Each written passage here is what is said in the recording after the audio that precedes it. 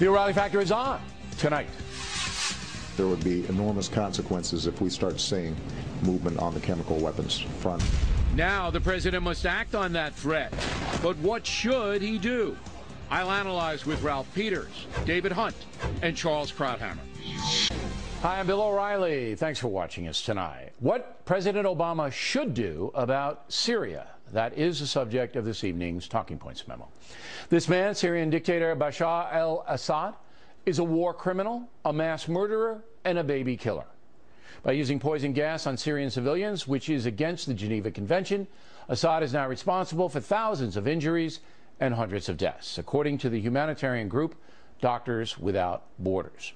So there is no question that Assad must be held accountable.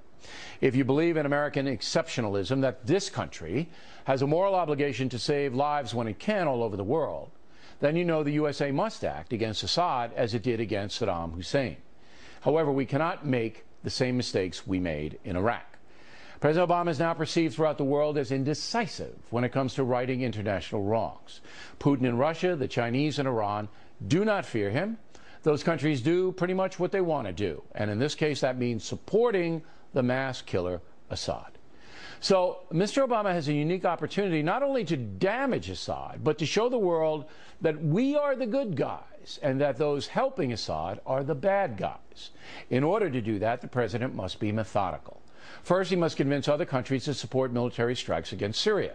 Seems British, French, and the Turks are already on board, so that's a huge plus, but the president should secure the support of as many Arab countries as possible, beginning with Saudi Arabia. Then Mr. Obama should go to Congress and ask for a vote of affirmation on using military power. Talking Points believes Congress will support the action. Finally, in conjunction with NATO, the USA should devise a bombing campaign that will degrade Assad's forces without the mass killing of civilians, and that will not be easy. At the same time, Mr. Obama must ask the Russians and the Chinese to support NATO action and get them on the record. Also, the USA should lay out explicitly how the barbaric Iranian government is helping the war criminal Assad. If the president does all those things, he will gain a measure of respect throughout the world and perhaps bring down Assad. Now, we all understand the situation inside Syria is chaotic, with jihadists involved. But if America wants to be a world leader, we can't allow a tyrant to violate international law by using chemical weapons. If Assad gets away with that, the world will devolve into a destructive free fire zone where anything goes. And that's a memo. Now for the top story tonight, reaction. Joining us from Boston, Fox News military analyst Colonel David Hunt, and from Washington, Fox News strategic analyst Lieutenant Colonel Ralph Peters. So, Colonel Peters, I understand you disagree with me, correct? Well, Bill, I just don't think American exceptionalism should extend to helping al-Qaeda with our military. And look, you're absolutely right that Assad is despicable. He's a monster. He's a murderer. But you must put things in context. In Syria, now, as we speak, the two sides, on one side you have Assad, Hezbollah, Iran, horrible people. On the other side, it's increasingly dominated by al-Qaeda, Jabhat al-Nusra, and other Islamist extremists, you know, the team that brought you 9/11. Now, right now, in Syria, our enemies are killing each other.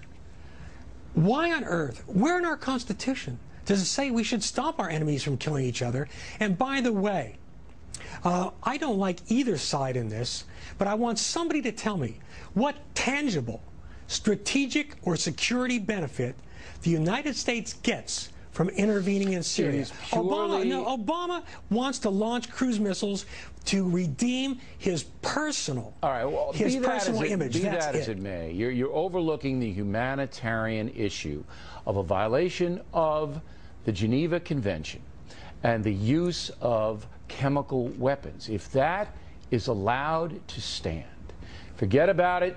It's going to be used all over the world. What say you, Colonel Hunt? Yeah, the U.S. government, the British and the French have not confirmed the use of chemical weapons. Doctors Without Borders has.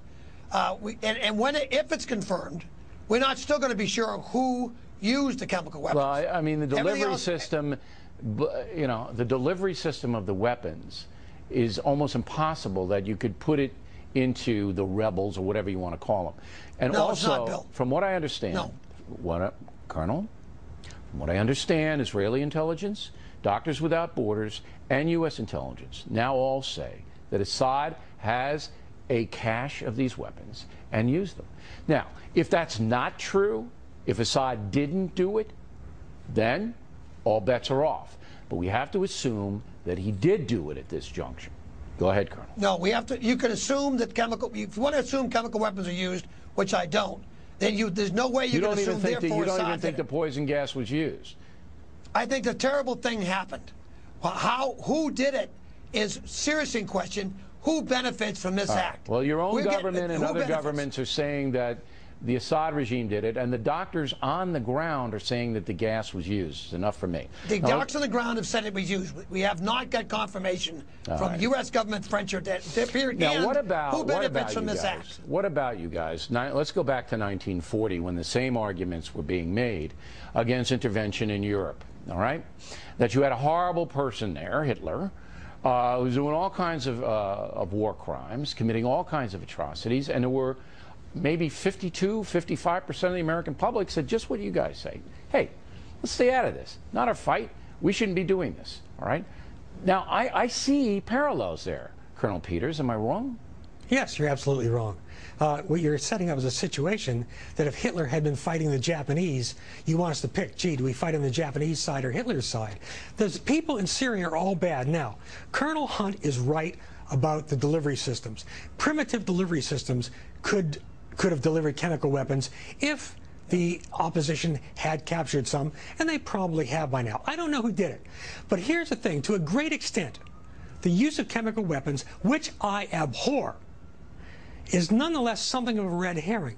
Because you talk about the Geneva and Hague Conventions, international conventions, all killing of civilians, all targeting of civilians is a war crime. But now we're talking about weapons of mass destruction. It's up to that level, and that's the reason we invaded Iraq. Would you? Right? Yeah. Would you want to do that again? Yeah, but no. And I said we cannot make the mistake. Bill, Would you rather be killed by poison gas or tortured to death by Al Qaeda? It's not a matter of me rather being anything. There's got to be some moral authority in this world, and if you allow this kind of an attack, and you guys are both saying you don't trust your own government, fine.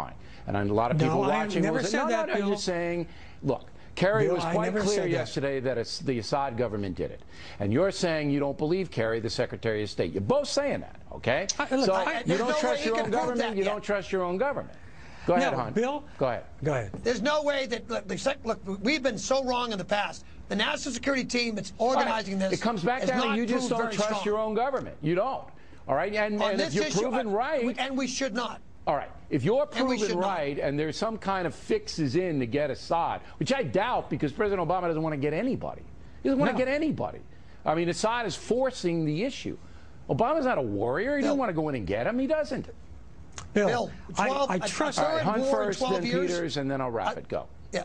A third war in 12 years and do it over Syria that has al-Qaeda on one side and Hezbollah on the other and the Russians is not for us to do right now. We cannot do a third war in 12 years in the Middle East, period. All right, Colonel Peters?